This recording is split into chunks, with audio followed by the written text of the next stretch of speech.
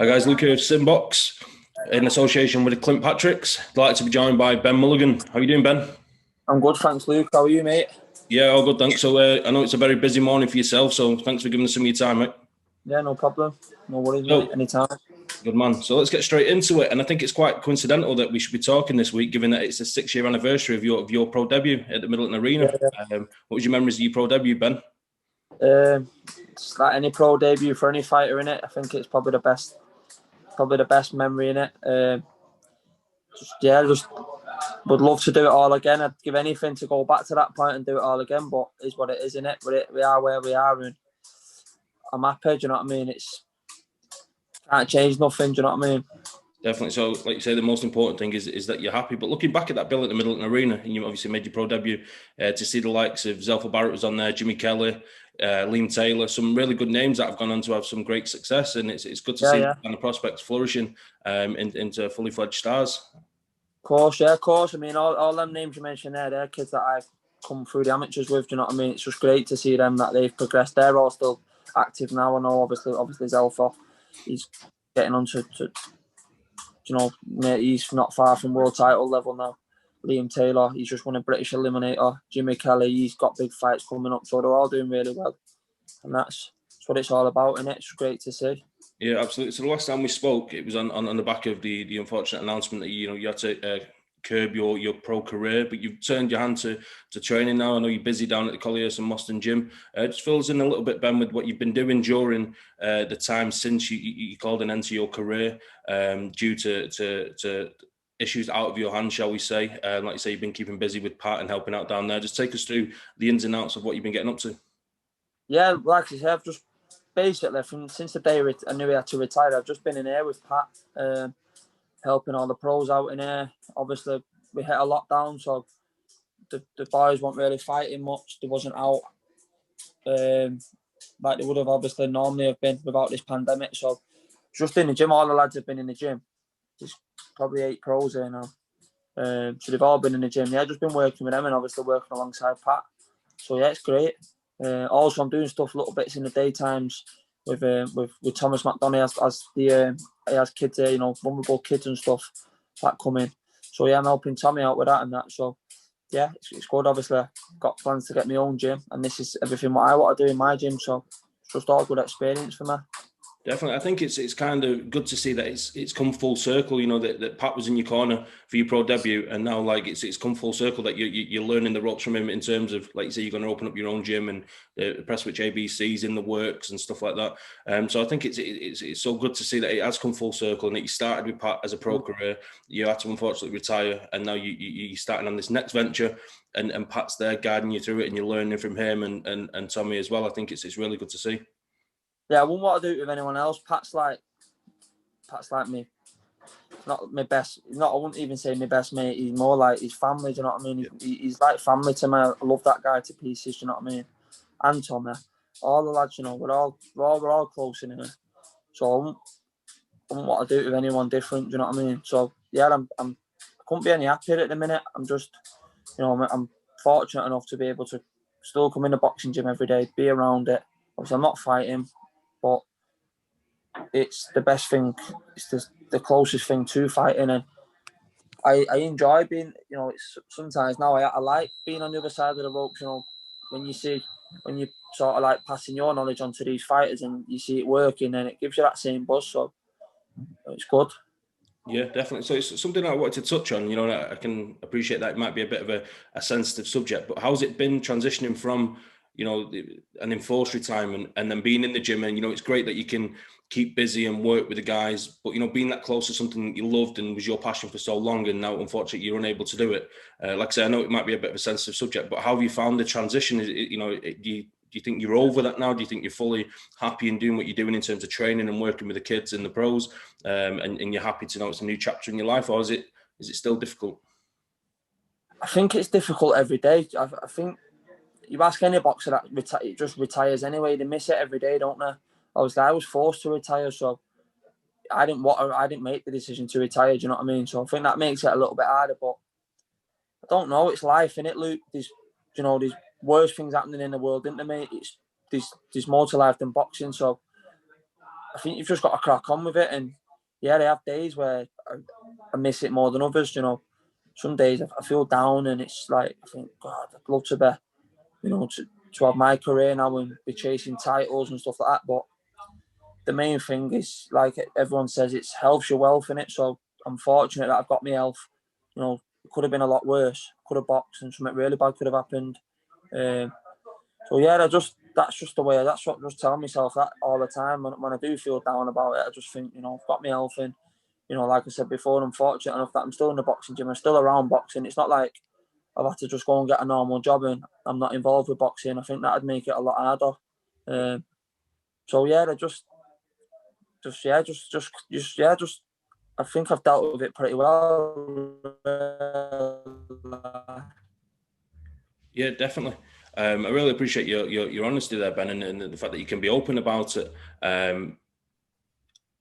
But it's nice to see that, you know, some people could struggle and, you know, maybe sink into depression, and you know, there's unfortunately people out there that do suffer with issues like that, and it's good to see that you can channel your energy back into boxing. Yeah. I mean, a lot of fighters you see, don't you, that they go off the rails, and that's even fighters that have reached the top. Do you know what I mean? They fall into depression, they fall into, you know, the alcohol, the drugs. I think that what that is when you're boxing, obviously I've boxed since being a kid, since 12-year-old, you know what I mean? It's been my life, so I'm the same for most other fighters. And I think you're that disciplined all your life, and you've always got something in front of you that you're always training for. Once that goes, it's like you getting up in the morning, it's like, wow, it's like you feel like you've got nothing to live for, you know, you're not. And that discipline goes then, because you've got, you know, it's little things like it's easier to go and have a drink or to eat something that you wouldn't have done, because obviously, you know, you're thinking about your fight and you're watching your weight and stuff like that. People just let themselves go, don't they? But you just got to try and stay as disciplined as you can, and just obviously always, life's a fight in it, so you've just got to keep that same mentality all the time. Yeah, it's good to hear the positivity, Ben. And, you know, being positioned in the Collyhurst Moston gym and working with Pat, I think over these past few months that Pat Barrett's certainly starting to get the claim that he deserves nationally. You know, he's not one to do loads and loads of interviews, and, you know, he's not one to scream and shout. He lets his boxers do the talking. But with wins for Lyndon over Anti-Yard and Zelfa Barrett winning a matchroom card, he's starting to get that recognition now, and obviously you're working alongside him. So I think you're perfectly positioned to give us a little bit of insight into what goes on day to day in the gym. And obviously, firstly, we'll touch on Zelfa Barrett, given that he's got his fight coming up on the matchroom card on the 13th of Feb. How's Zelfa looking in the gym? You know, and I'd like to congratulate him on the recent birth of his daughter. Has that added like an extra fire in his belly? Has that ignited him a little bit and given that added motivation as he continues his quest to become, you know, a world champion maybe? Yeah, definitely. Well, I think I'm not a dad, so I couldn't tell you from my own experience, but I think any fighter that as a baby, I think it gives him that extra motivation. Obviously, Zelfa, as we all know, he doesn't really need any more motivation because he's 100% motivated as it is. Do you know what I mean? He treats every fight the same. He prepares the best he can, and that's just no different. I'm not seeing no difference in him really for this fight, because it's just the same all the time. It just, if anything, it just gets better and better every camp and every fight. So yeah, I can't wait for him now to see him box next week. Yeah, absolutely. It's a big fight. He's going in against Kiko Martinez, who's fought a lot of top names throughout his career. You know, he's coming to the back end of his career, of course. You know, he's past his peak, maybe, with all due respect. But I think it's a great challenge for Zelfa to go in with a former world champion. What are you expecting to see from Zelfa? Do you think it's you know, he's on the back of the explosive knockout against Eric Donovan? Do you think we're in line for another big knockout, or do you think he's got the ability to go in there and outbox somebody of the caliber of Kiko Martinez? I think he's got the ability to go in there and knock him out, and I think he's got the ability to outbox him. I'd never like to say a fight or predict that the fight is going to get in there and knock him out. Do you know what I mean? It's just like when you fight yourself, you never go in there looking for the knockout. It just comes, doesn't it? I do think that obviously Kiko Martinez is a big name, former world champion. He's got a great pedigree, but obviously he's probably 2 weights above when he's at his best. He's been in a lot of hard fights. He's getting on a little bit now, so I do think that Zelfa will get him out of there. Do you know what I mean? But Zelfa's not going to go out there just looking to get him out of there. If it comes like he always does. Like any fight, like I say, if it comes, it comes. But if I had to say, then yeah, I'm confident Zelfa gets him out of there. Yeah. Good to see. Good to see. So also, Lyndon Arthur, he had that big win last year over Anthony Yard in what was looked at as a 50-50 fight going in, but a lot of people seen it as an impressive win for Lyndon, you know, picking up the points victory. But there was a lot of calls, certainly from Anthony Yard and his team, that he was calling a robbery and they didn't agree with the decision. I know you're part of Collyhurst Moston and Black Flash, and you're close to Lyndon. I'm sure you've seen it different to that. Like, what was your thoughts on the fight, and what was your thoughts on the calls of a robbery and the controversy surrounding the decision? Yeah, I just think that anyone that says it's a robbery, they either don't know boxing or they're just being biased towards Yard. Obviously, his team was saying it. If you're at 40 Yard, they won that. If you watch that fight, if you watch it from a neutral perspective, then Lyndon won the fight all day long. Easy 8 rounds to 4 for me anyway, and for a lot of other people, a lot of other neutrals. Do you know what I mean? Wasn't no upset or thing towards. I mean, when you see in the odds, we was all.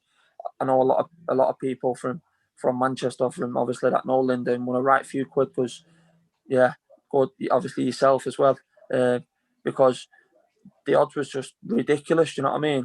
I've been around Lyndon for years since he was an amateur, and I know that he's class and exactly how he trained in here, just from the pad work, from the bags to the sparring, he just took it into the ring and implicated it, and it worked.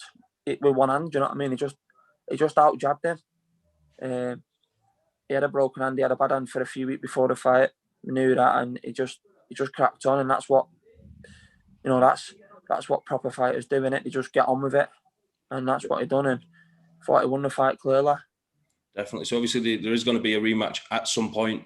So we look forward to that. It's a bustling division, 175 pounds, obviously on a worldwide stage, and also domestically. There's some big names in there, some big fights potentially for Lyndon Arthur. But you know, with Zelfa and Lyndon, they're the two most prominent names at Collyhurst and Moston. But can you give us a little insight to the other guys that box there? I know these Conor Ward and other guys there. Can you give us a bit of insight into, you know, the next generation? We know that Pat's renowned for bringing through his own fighters and nourishing them and watching them flourish into full fighters. You know, when he takes them from grassroots up. Like, can you give us a little bit of insight into the next generation, maybe?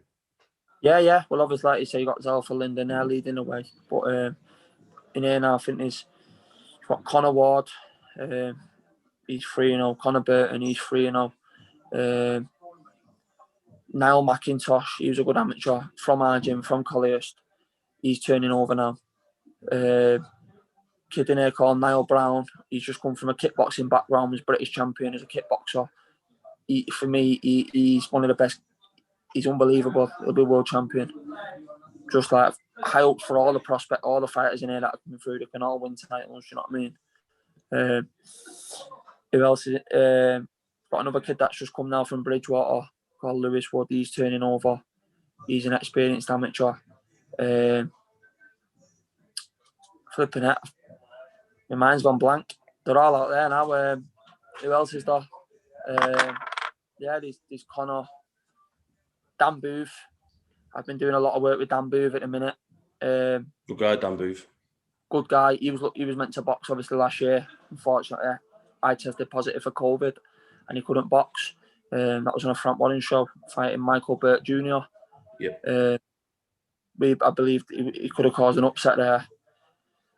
So yeah, the gym's busy, the gym's thriving, do you know what I mean? The gym's got a lot of talent coming through now. It's just a conveyor belt in it. So yeah, it's just about the lads getting, really, obviously the lads getting out and fighting now. Obviously they've been in here right through the lockdown. So yeah, it's just about hopefully the things with the lockdown and that get better now, and obviously can start fighting and get out and get active, get busy.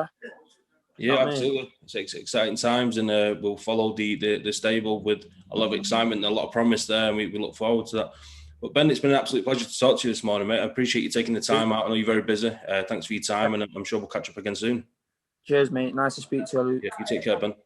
Thank you. Take care.